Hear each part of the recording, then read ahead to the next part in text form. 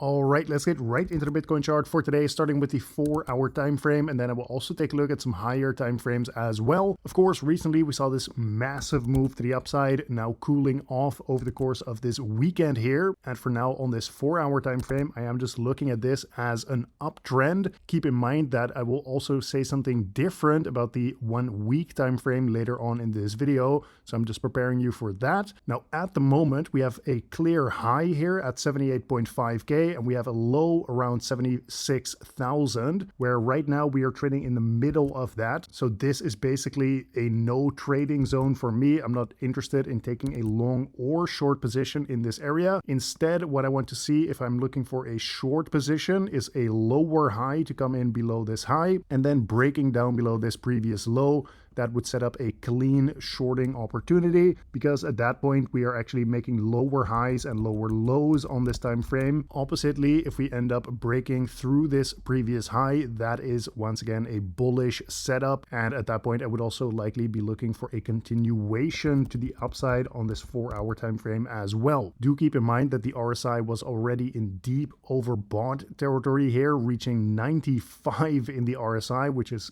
crazy. So it could take a bit more time to continue cooling off. Although once again, if we end up breaking the highs, then I would also be expecting another run up into deep overbought territory here on the RSI. Now moving on to the 1 day time frame, of course, we saw this huge move to the upside after breaking this descending trend line, as well as completing this squeezing phase that we saw in the Bollinger Bands. Of course, if you guys have watched my videos over the past couple weeks, you know that we were already expecting a very explosive move. So this is exactly what we got here, and no one that actually watches these videos is surprised by this. Either way, for now, we are trading inside this big area of resistance, sitting from 76,000 all the way up to 78k, where if we get a daily candle close above this 78,000 US dollar level, the next area of resistance is sitting from 80,000 all the way up to 82k. In terms of the RSI here, same thing. Once again, we are already in overbought territory. Of course, we can still go higher in the RSI here, but after reaching 85, we would need to see some insane bullish momentum to actually get up to, for example, 95 like we did on the 4-hour time frame. So once again, I'm not ruling it out entirely. This is also just a sign that we are seeing very extreme bullish momentum, which is of course in line with what we're actually seeing in the chart as well. So for now, on this daily time frame, I have zero interest in actually shorting this move here, because this chart is literally going vertically to the upside. So I have no interest in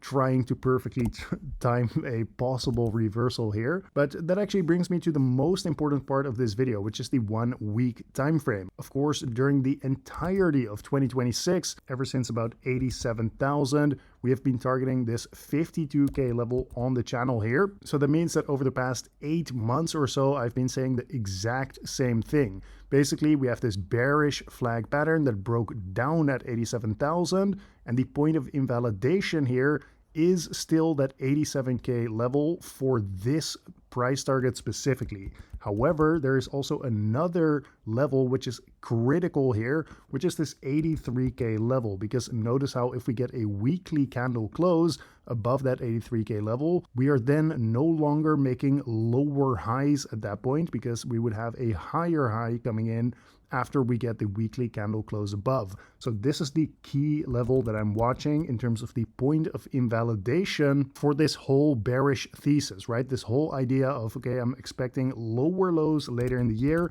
I will completely switch stance on this once I see a higher high coming in and a higher low as well, because at that point we are making higher highs and higher lows, a bullish market structure. We would also have this change of character, right? After we make that new high, flipping from bearish to bullish. So that means that a bunch of high time frame signals are actually flashing bullish at that point, and that would actually invalidate the whole bearish thesis, exactly like I've been saying over the past 6 months. Now, I got a couple questions in the comments of my last video, which is, okay, we just got this huge move to the upside over the past couple of days. Does this change your opinion about the potential for another lower low coming later in the year? And the answer is very clearly no. Okay, so this 83K level is the level for me to watch in terms of this market structure. So like I said, higher high, higher low. That is the combination I need to see before I can throw the bearish thesis completely out of the window. And in terms of this price target right here at 52,000, we need to see a candle close above the point of the breakout,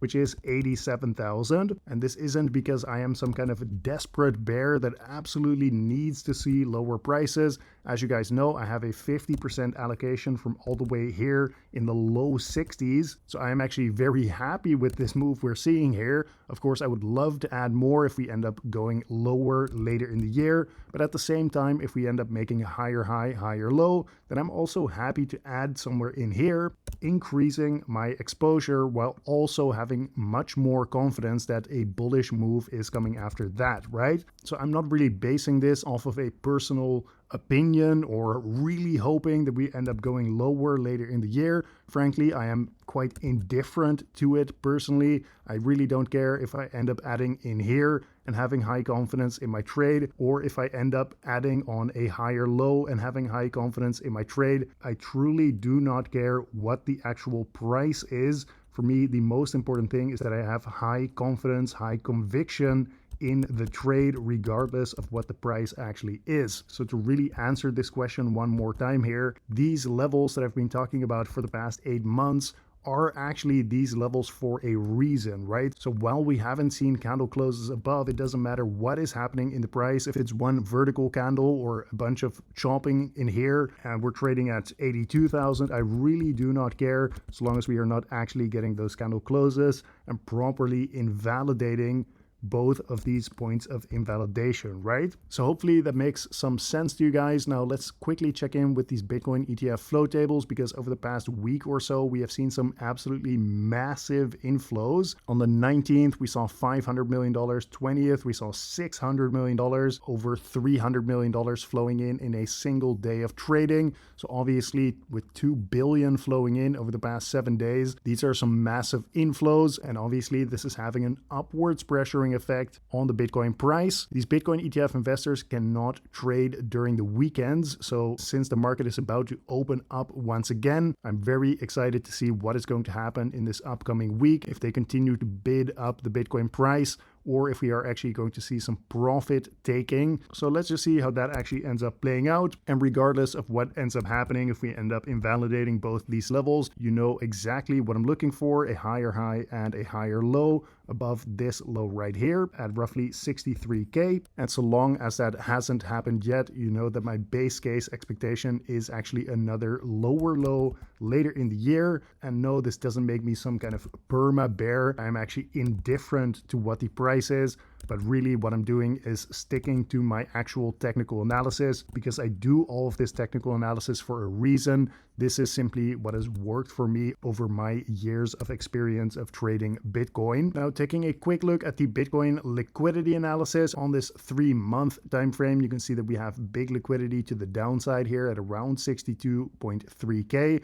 Not too worried about this for now, because we aren't seeing clear breakdowns on those lower time frames. So let me actually zoom out a bit further. And this is where it gets interesting, because we do still have this massive liquidity to the downside around this 54K level, which is another reason why you shouldn't just be completely blinded by these couple green candles that we saw. There are still some genuine risks in the market, as long as we are not seeing those clear invalidations, right? So I'm still keeping an eye on this. However, there is still a bunch of liquidity to the upside that could get grabbed. For example, around this 84.7K level. For now, while we are still in that extreme bullish momentum, and not seeing those breakdowns, for example, in those lower time frames that I talked about, it does seem more likely that currently we are actually targeting that 85K level, because we are still in this uptrend and not seeing clear breakdowns on those lower time frames. not seeing bearish divergences or bearish market structures forming on those lower time frames, right? Everything already covered. Okay, so for now, there is still a bunch of liquidity that could get grabbed, and that is something good to take note of as well. So either way, this has been today's market update. Make sure to subscribe to the channel with notifications on so you don't miss any of these important update videos. But regardless, if you do end up doing that or not, thank you for watching once again, and I will see you tomorrow in the next one.